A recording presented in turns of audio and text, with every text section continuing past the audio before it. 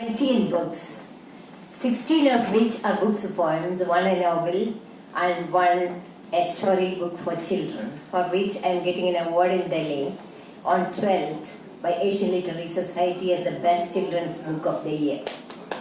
Thank you everyone. Okay. Yes, what a daunting task it is to encapsulate thoughts on a very time-related thing. Harindra put it like, we are lining up, rubbing against time, jostling minds together, confluence of minds, conclave of thoughts. I was enjoying every moment. Last year also I was here in Redwood, sharing this kind of blissful moments, and I would say, this kind of conference that Dr. Jalain Singh Anand organizes has a core quality of its own and unequaled. I've attended so many here in India, outside, international meets and all. But the way the organization part is done, pulling together thoughts and minds in such creative fermentation, Dr. Jalain and his crew, and of course all those people, who are there behind him. Hats off to you, congrats to you, and thank you for giving me this platform again. Yes, time is fast fleeting. Dear friends, I just focus on 3 points, because otherwise, I never use that text, just points only, points of reference. I mean, I can even be carried away by my areas of passion and all that. The first point is like, we poets, what are we? Especially in the contemporary scenario. Let me tell you a story. The story is by Henry David Thoreau, an American transcendentalist. It focuses in his Walden, the seminal book. He refers to a story that struck me like anything. It's like, there came a time when the black, thick blanket fell on earth, enveloping everyone. People were fretting and fuming, cursing the darkness that has fallen on them. There was panic everywhere. But then there was a bird coming up, pecking at it slowly, subtly, perseverant effort it was. Other birds followed. They peck and peck, and there glimmers in radiance from the other part. There arises stars in the sky. Wow, what a radiance. I took that story as a great metaphor. When I related the kind of theme that we are dealing with, what are we doing, what are we writers doing? Aren't we like those birds pecking and pecking? With that kind of determination to remove the darkness, the degradation, the depravities that is setting. Yes, I believe that's our role as Bhagirath Chaudhary and all the eminent speakers were pointing out. No? That's what we are doing. So that is the first part, our role.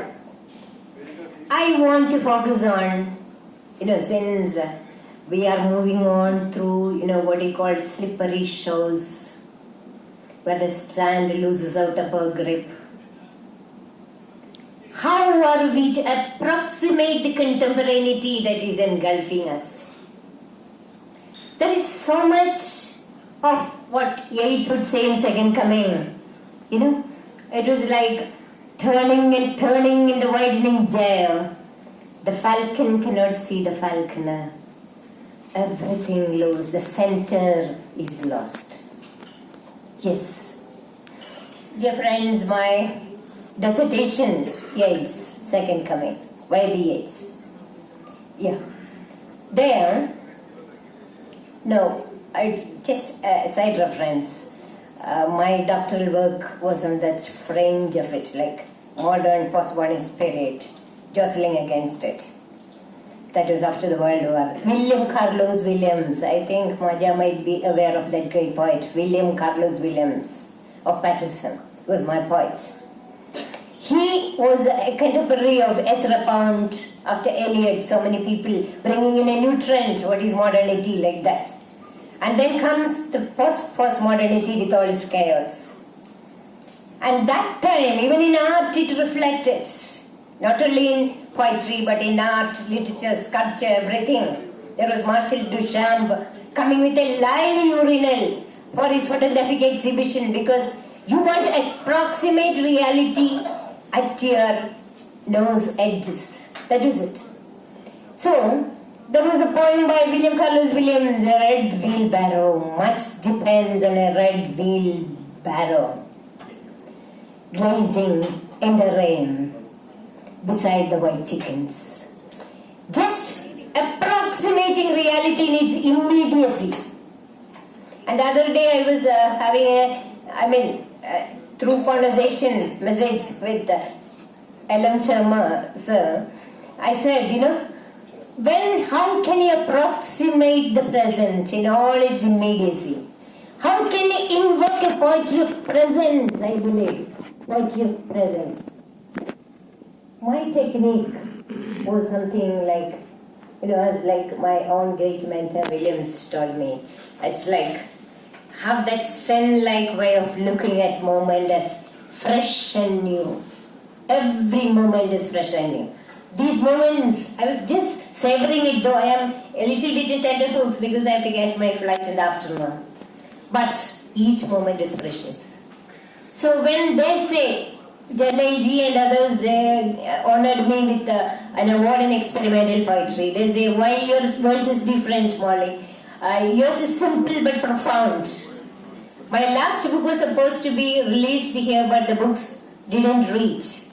But I have to acknowledge, with all humility, the great foreword written on it by Dr. Saraj. Unfortunately, he couldn't make it.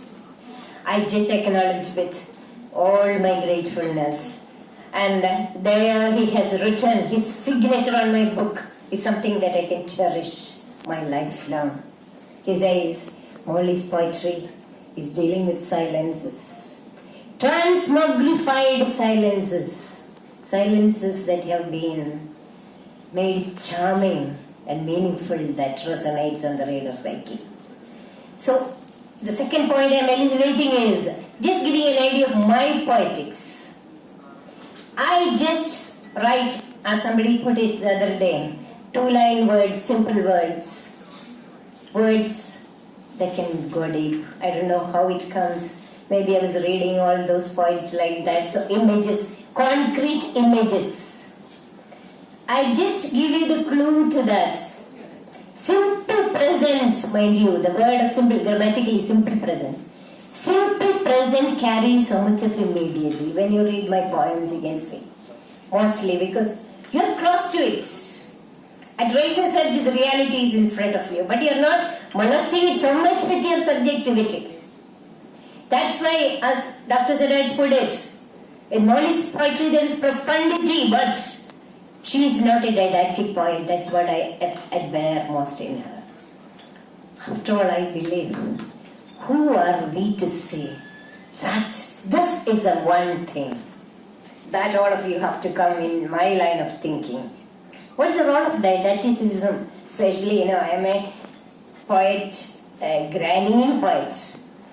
When you are with advice, think about the next generation. How do they look at it? They are not bothered. They are getting glued to their computer. They are having more masterly kinds of things, having command over them. Who bothers so much about the kind of didactic showing off? With all respects to the reader, not that I'm just posing questions. The problematics of or accepting the kind of decadence of moral values. I'm putting it to question. I'm asking you questions only. So that, just like Jarnailji doing it, he poses questions, throws questions at it, pokes our brains. And in his Jarnopia, I would call it daringly, because if there is utopia, there is dystopia, and there is Jarnopia that you find in Altonic Well. That's the real good one. Thank you. Thank you. And in this context, I would just make a quote, a very relevant quote that was given by one of very good analysts and reviewers of my previous book, Songs of Silence. He said, he quoted from the Russian formalist something like this: the violation of the norms of standards, its systemic violation, is what makes possible the poetic utilization of language. I repeat, the violation of the norms of standards, its systemic violation is what makes possible the poetic utilization of language. Without this possibility, there would be no poetry. Whether we agreed or not, the Russian formalist was positing that. Who? Yes. Me? But who? Russian formalist who? Russian formalist Mukravsky. Mukarovsky. Yeah, it's a quote from him, Maja. And now, what I'm telling you is, yes, these are days, time is so precious. I mean, we can converse with each other, poet poets, we have time to read long lines, whatever. But look at the next generation to whom we bequeath our scripts. So poetry holds a poetry has scope, I believe, because within short time we have thought encapsulated, we have emotive things there. Poetry will hold the reign, that's my belief, not that I am a poet. Whereas even fiction may undergo the kind of time. People have no time. The next generation, do you think they have time to read all this? Somebody said reading habit is dying. They have everything at their fingertip. Google provides everything. So who has, I'll come to that, Lakshmi Sri. I'm just posing questions for you to ponder. Not that I'm for those questions alone. So the thing is, poetry we have to empower. That's what my point. With making it as attractive with our own ways of putting our words, just like the birds pecking.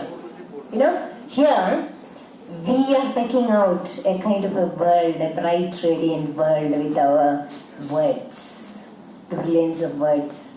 How well we put it, how we arrange it. When on the page itself, it was a period when I was doing that period research. A page, a poem became a thing on the page, actually. The typography, the arrangement. Maybe these thoughts might have worked within me when I was hitting upon my indigenous style of writing, with some others called ribbon poetry. Molly, your poetry is rolling up. In Kenya, it was like a poet said. The ribbon poetry I would like to call your poetry, whatever. Anyhow, I feel it has got good acceptance, starting with Dr. Jarnail Singh, who gave me that award in experimental poetry. Yes, so what I'm telling you is, the second point of mine is the kind of approximation of reality, hitting upon an indigenous style of our own. Poetry has status quo poets one, experimental poets another level, and we are the ones endlessly, as Chaudhary Sir has well put it, we are endlessly renewing ourselves, making things new, whether it be our diction, whether it be our thought, whether it be our delivery, whatever. Yes, I cannot take much of time. Third point, I said approximating the present. Yes, but the present possesses so much of, what do you call it? Not only that there is decadence, whatever, in the conventional way you put it like that, because after all, we have built up stories of our own and we started believing in it. Ultimately, stories became true. That's what happens in electronic world also. He posits a European world where when children are born, they are artificially inoculated against jealousy, anger, hatred, everything. That's how the European citizens grow up. And the administration sees to it. But when we read a very seminal thinker and mover of our times, like Noah Harari, Yuval Noah Harari. He started with the Homo sapiens. The next was Homo deus. There he says, the problem that is going, yesterday somebody noted the point. The problem with the future of humanity is not merely about, what do you call the decadence, the clamor cry of one party or another, nothing like that. The growing threat of the AI or the biotech taking hold over man, you will be hijacked in the kind of a coming century. Look at our own children, next generation. What's happening? They are being mastered by the kind of technology they are in. There comes shortly soon a time when, there will be self-driven cars, as Harari puts it, which puts things at a great task because, even the engine, there are algorithms that are at work where you are no longer in control. The emotional quotient part of it even has been hijacked. Supposing the self-driven car is moving off. It has got its choices how it is programmed. One is, it can, a boy is crossing the road. It can hit the boy, one option. Otherwise, it can go offside, fall topsy-turvy. The kind of algorithm with which it is set in has to decide. Because your emotional quotient kind of thing if you have that algorithm put in, you save the children. On the other hand, if it is engineering that way for the monetary purpose, for the companies to flourish engineering that way, what happens? The car is intact because the car is more in the market. Next. So those kind of, wherever you carry your WhatsApp that says IBM, where you carry a doctor with you. You are thinking about yourself. You don't know certain things about yourself, your physical condition. So the thing is telling you what is the disease that is going to await you. What is the pill you have to take. What is the doctor you are carrying with you. It may come to such a stage when we will slow down as human beings and we will be controlled and our taste, interests, everything. Even now, in the market economy, how we have been programmed into it.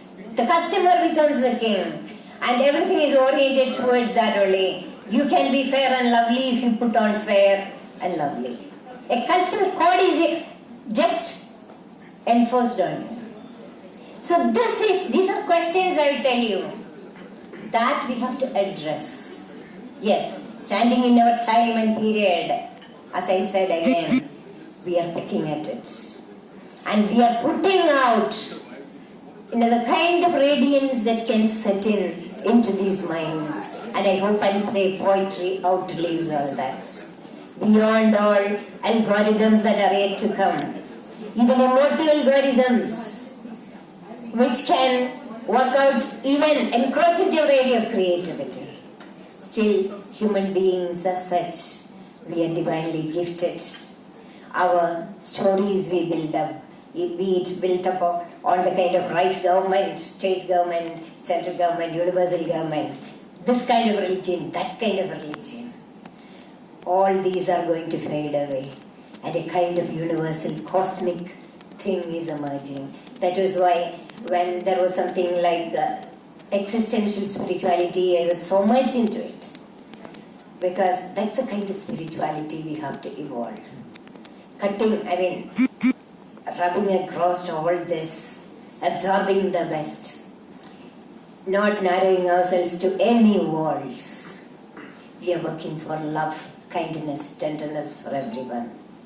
So this is what I wanted to share with you. And just one or two poems, short ones, I will just tell you how my poems, my credo as a poet. First, just listen to me.